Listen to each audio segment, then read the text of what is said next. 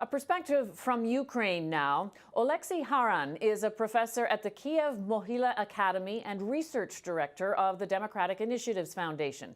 We reached him in Kiev.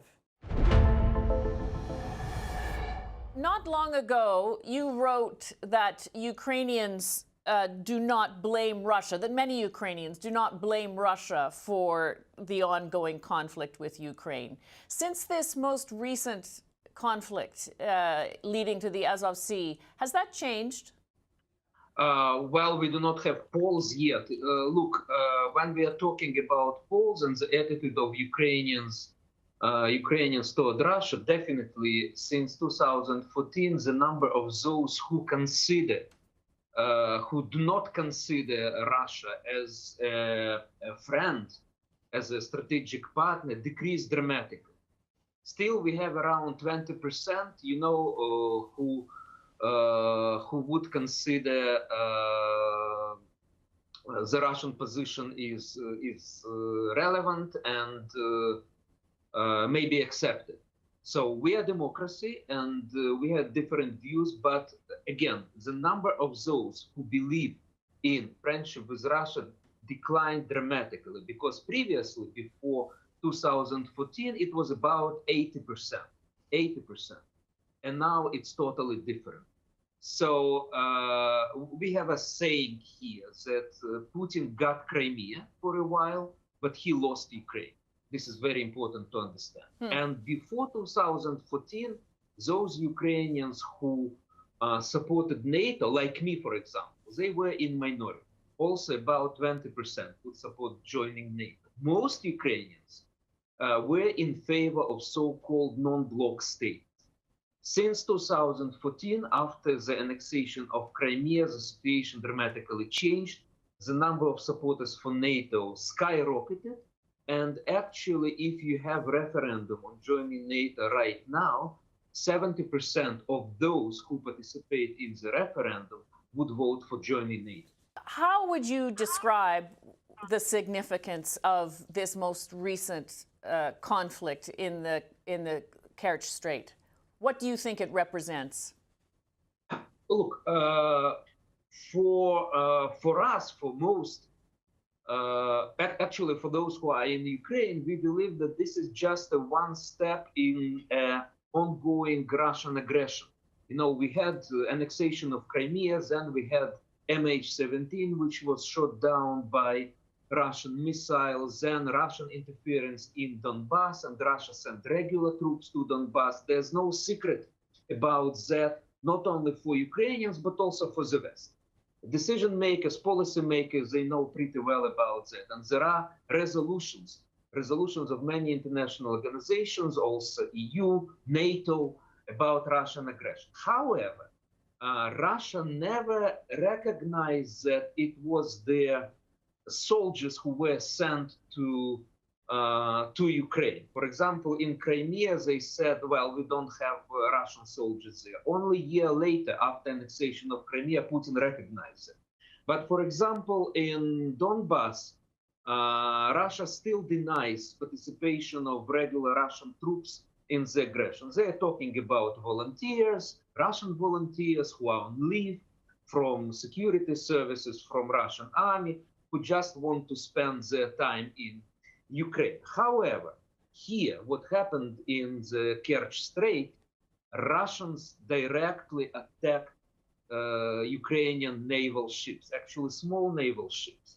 And Russia did it openly, and it was videotaped by Russians, and it was shown that it's Russian ship which is attacking Ukrainian ship, and there were Russian also helicopters and airplanes who were shooting Ukrainian naval ships.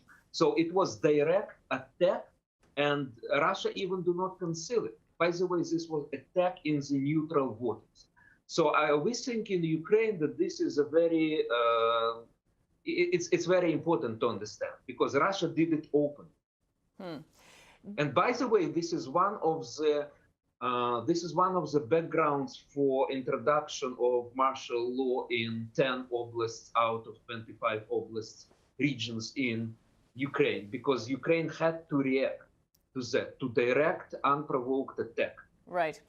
What do you think this means now for the election and President Poroshenko next year? What does it signal about Russia's hand in that? Well, actually, there's nothing new in what Russia is doing, and analysts, they were talking for quite a long time, including myself, that Russia, on the eve of elections, may escalate the conflict in order to destabilize the situation in Ukraine, in order to provoke some tensions in Ukraine, in order to complicate the life for Ukrainian authorities. So that's why we think that actually what happened is not surprising. Maybe what is surprising is the level of cynicism, because again, the attack was in the neutral waters. How will it influence the electoral campaign? There are many rumors and speculations about the potential impact on Poroshenko's campaign, that it will help him, so he would benefit from that. Well, partially this is true. Why? Because Poroshenko, as president, he is commander-in-chief, so definitely when there is aggression, when there's a martial law, attention to him is increasing, and that could be benefit for him.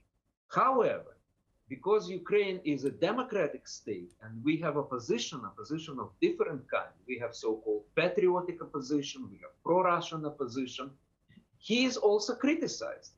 For example, patriotic opposition is supporting the introduction of martial law, but still criticizing Poroshenko. For example, that martial law should be announced on the whole territory of Ukraine, that it had to be introduced long ago, since 2014 or since 2015. Pro-Russian opposition will speculate on the topic of peace, because what they are saying, we need peace. Well, actually, everybody wants peace. The question is, we Ukrainians want peace because our soldiers and civilians are shelled every day. And there are those who are wounded or even killed almost every day. So that's why definitely we want peace. And it's not beneficial for Poroshenko to have Ukrainian victims on the eve of presidential election. So, but the question is at what price? Pro-Russian position is saying, okay, we need to agree to what Putin is proposing to us. So every side will use it differently in the election campaign. But what is important is that despite strong criticism in the parliament, and very harsh debates that were in the parliament on the end, because the parliament had to support or decline presidential suggestion regarding introduction of the martial law. But at the end of the day, the parliament supported presidential decision. So, and it testifies to what we have in Ukraine, that democracy is a very, well, actually difficult thing to manage. There are strong debates, strong criticism, especially on the eve of campaign. But finally, Ukrainians made a compromise regarding introduction martial law. And by the way, it also testifies that there's no any monopolization of power in Ukraine. This is very important to understand. The president in our society his power is limited. It's not all powerful president like in Russia. So he needs to rely on support from the parliament. I thank you very much for your insight on this. Thank you.